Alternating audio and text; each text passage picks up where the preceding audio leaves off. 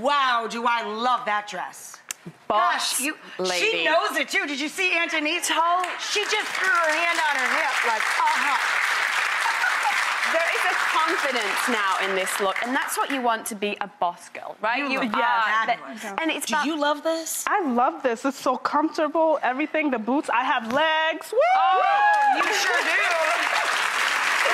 Beautiful. The beauty of this, right, so she's got a dress that she can wear in the office, she can wear it in the boardroom, and then take it to the bar after. She's got so chic. A great, and speaking of chic, like perfect camel, very Olivia Pope camel vibes. coat. A must for every lady. And I like it over the shoulders. It gives you that kind of power vibes. Oh my God. God. The boots are a really great alternative to an average pump for the office, and they act as tights in the winter. You could wear tights underneath as well. So cute. And the beauty of these, when you're buying an over-the-knee boot, actually think about it being 2 or 3 inches above the knee, and go for suede over the leather because they stay up.